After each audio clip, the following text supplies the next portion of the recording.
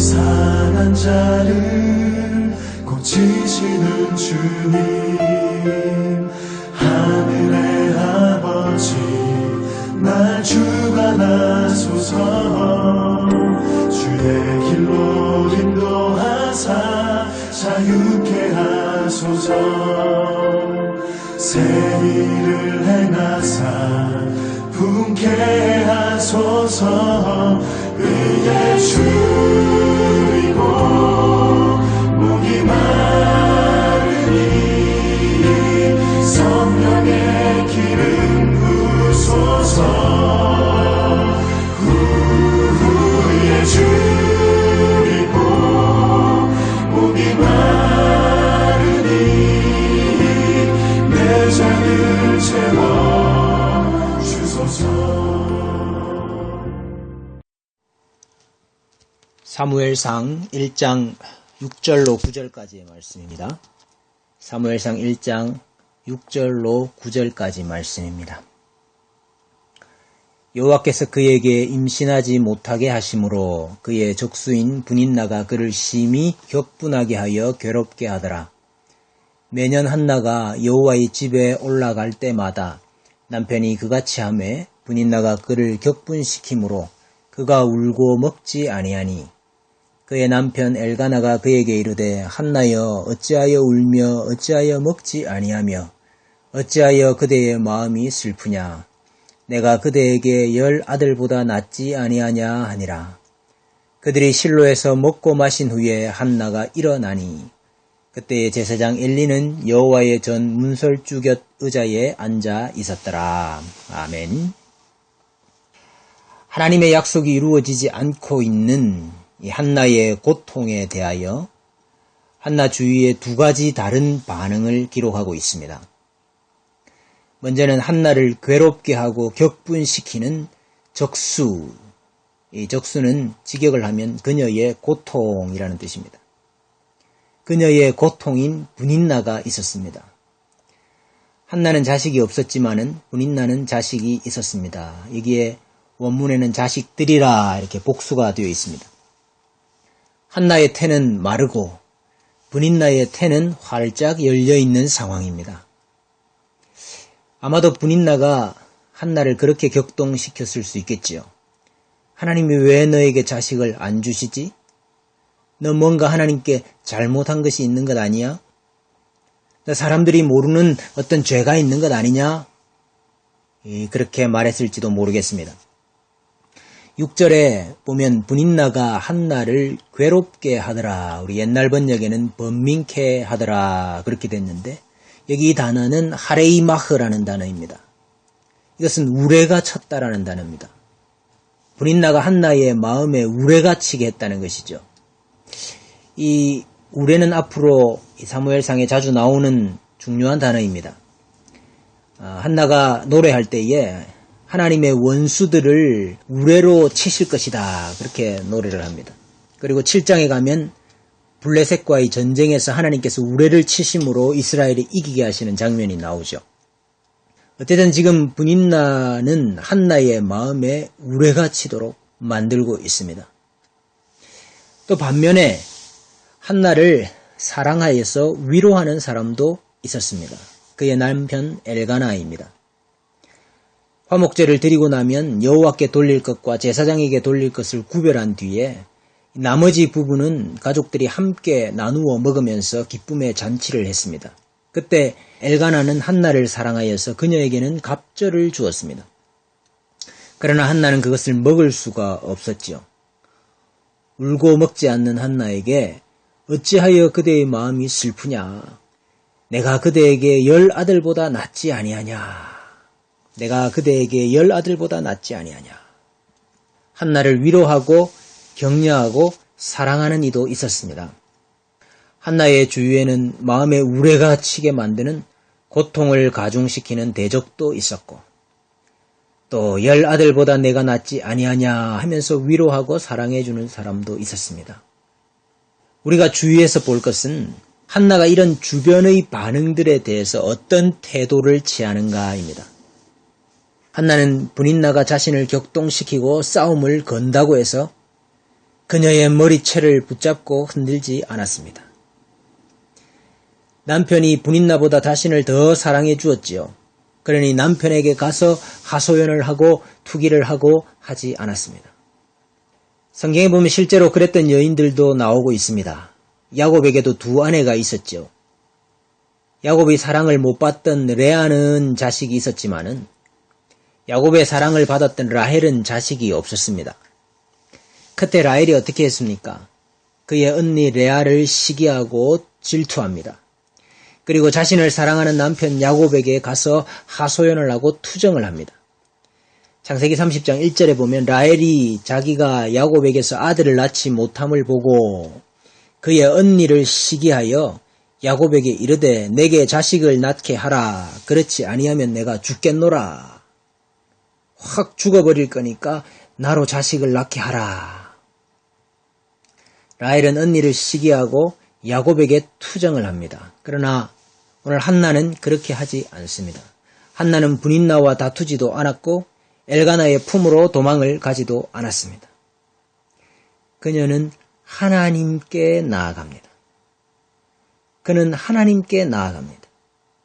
왜냐하면 한나는 이 일의 해결이 사람에게 있는 것이 아니라 하나님께 있음을 알았기 때문입니다. 나를 괴롭게 하는 자와 싸워서 내가 그를 누르고 이기면 해결될 문제가 아니라는 것을 알았습니다. 인간적인 가족적인 위로와 지지와 사랑을 가지고 해결할 수 있는 문제가 아니라는 것을 알았습니다. 우리는 어제 하나님께서 약속을 이루시는 방식이 먼저 약속에 대하여 죽은 자가 되게 하는 것이라 하지 않았습니까? 하나님은 죽은 자를 다시 살리셔서 자기 약속을 이루시는 전능한 하나님이시죠. 그래서 의인에게는 고난이 있다라고 했습니다. 하나님께서 그 고난과 죽음을 통해서 우리에게 보여주고 싶으신 것은 인간에게는 추워도 약속을 이룰 능력이 없다는 것 아닙니까? 인간의 전적인 무능력과 하나님의 전능하심을 깨닫기를 원하십니다. 그런데 한나는 이 고난의 해결이 사람에게서 나올 수 없는 것임을 깨달았다는 것입니다. 라헬이 야곱에게 나로 자식을 낳게 하라 했을 때에 한 말이 있습니다. 야곱이 라헬에게 성을 내어 이르되 그대를 임신하지 못하게 하시는 이는 하나님이시니 내가 하나님을 대신하겠느냐. 내가 하나님을 대신하겠느냐 하는 이 진리를 깨달은 자가 고난 가운데서 하는 일이 있습니다. 그것이 바로 기도입니다. 기도는 사람의 힘으로 도무지 약속을 이룰 수 없으니 하나님께서 일하십시오. 하나님께서 약속하신 것을 하나님께서 이루어 주십시오. 라고 요구하는 것입니다. 야곱이 말한 대로 내가 하나님을 대신할 수 없다는 고백입니다.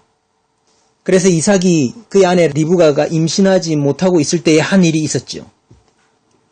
이삭이 그의 아내가 임신하지 못하므로 그를 위하여 여호와께 간구하매 여호와께서 그의 간구를 들으셨으므로 그의 아내 리브가가 임신하였더니 했습니다. 여러분, 기도야말로 하나님이 자기 약속을 이루시는 하나님의 방식이요. 우리가 할 수 있는 최선의 사역인 것입니다. 그래서 하나님은 약속을 이루어 주실 때에, 구원의 일을 시작하실 때에 우리에게 먼저 고난을 주시고 그리고 우리로 기도하게 하십니다. 이것이 하나님의 방식입니다. 그런데 우리는 이 하나님의 방식인 기도를 잘 알지 못합니다. 그래서 항상 내가 하려고 합니다.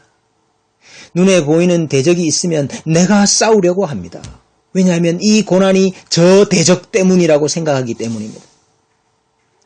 그래서 그들을 누르고 이기면 문제가 해결될 것이라고 생각을 합니다. 아직 하나님의 방식이 뭔지를 모르는 사람입니다. 사람을 붙잡고 씨름하고 있는 사람, 아직 하나님의 일하시는 방식을 모르는 사람, 또 어떤 사람들이 나를 지지하고 위로한다 그래서 그 사람들을 붙잡고 그들의 힘을 빌어서 고난을 극복하려고 합니다. 하나님의 약속을 내가 이룰 수 있다라고 생각하는 교만입니다. 하나님의 약속을 우리가 힘을 모으면 이룰 수 있다라고 생각하는 교만입니다. 하나님의 방식은 우리가 고난당하는 것이고 그 가운데서 기도하는 것입니다. 그 기도로 하나님이 일하시는 것이 하나님의 방식입니다. 예수 그리스도께서 이 하나님의 방식을 잘 보여주셨습니다. 사사건건 시비를 걸고 말을 책잡기 위해서 미행하고 거짓 증인을 매수하고 결국에는 예수님을 붙잡아서 희롱하고 채찍질한 그 유대 지도자들과 예수님은 싸우지 않으셨습니다. 그들과 싸워서 그들을 누르고 이긴다고 해서 모든 권세를 다 얻는 메시아 왕이 되시는 것이 아닙니다. 그들이 싸움에서 졌다고 회개하거나 그들의 마음이 변화되거나 그렇게 되지 않습니다. 오히려 더 악해질 뿐이죠. 너희가 친히 원수를 갚지 말고 하나님의 진노하심에 맡기라. 기록되었으되 원수 갚는 것이 내게 있으니 내가 갚으리라. 주께서 말씀하셨습니다. 예수님은 대적들과 싸우지 않으셨습니다. 또 예수님은 예수님을 지지하고 사랑하는 사람들에게 자신을 의지하지도 않으셨습니다. 내가 주와 함께 죽을지언정 주를 부인하지 않겠나이다. 죽음을 불사했던 그 베드로의 충정이 있었지만은 예수님은 그것을 의지하지 않으셨습니다. 예수님이 잡히시는 것을 보고 참아보지 못해서 칼을 빼든 베드로가 있었지만은 칼을 칼집에 꽂으라 그러셨습니다. 예사모, 예수님을 사랑하는 사람들의 모임 예사모를 만들어서 그 세력을 등에 업고 왕으로 등극하시지 않았습니다. 수많은 군중들이 예수님을 환호하고 따랐지만은 그 여론의 힘을 빌어서 메시아가 되는 것이 아님을 예수님은 잘 아셨습니다. 오히려 예수님은 산으로 가셨고 한적한 곳으로 가셨고 겟세마네로 가셨습니다. 기도하셨습니다. 감난유를 짜내는 곳에서 자신의 진액을 짜내면서 아버지와 씨름했습니다. 아버지와 씨름했습니다. 나의 원대로 마옵시고 아버지의 원대로 하옵소서. 예수님은 십자가라는 그 무서운 고난 앞에서 기도하셨습니다. 예수님은 하나님의 방식과 뜻을 구했던 것입니다.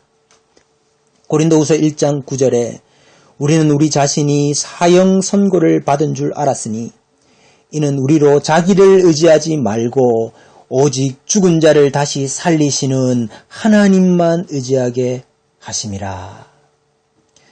고난을 통과하면 우리 자신을 의지하지 않고 하나님만 의지하는 자가 됩니다. 그리고 오직 죽은 자를 다시 살리시는 그 하나님만 의지하게 됩니다. 이것이 기도의 의미인 것입니다. 3절과 8절 말씀을 보시면 매년제를 드리러 갈 때마다 이 한나의 고통이 반복되었습니다. 그런데 9절은 이렇게 시작하고 있습니다. 그들이 실로에서 먹고 마신 후에 한나가 일어나니, 여기에 히브리 원문은 바타콤이라는 단어가 먼저 나옵니다. 그녀가 일어났다. 그녀가 일어났다 하는 단어로 시작을 합니다.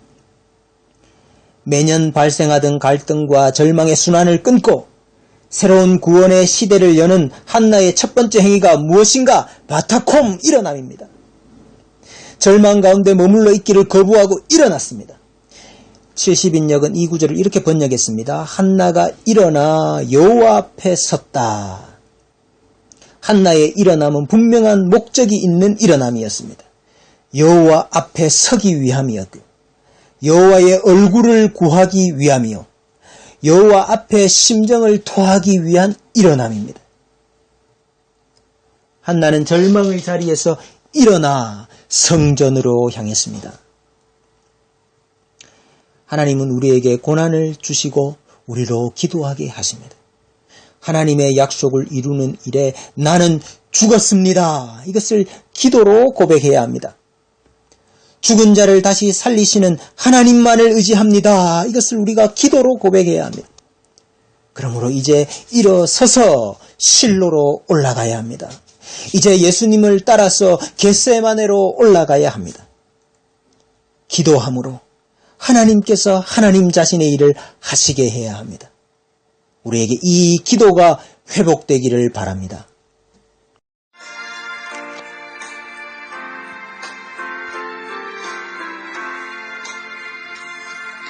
죄진 모든 우리 구주 어찌 좋은 친구인지 걱정들 무거운 짐 우리 주께 맡기세 주께 고함 없는 거로 복을 받지 못하네 사람들이 어찌하여 나를 주를 모를까 시험 걱정 모든 괴로 없는 사람 누군가 부질없이 낙심 말고 기도드려 아뢰세 이런 진실하신 친구 찾아볼 수 있을까 우리 약함하시오니 어찌 아니하를까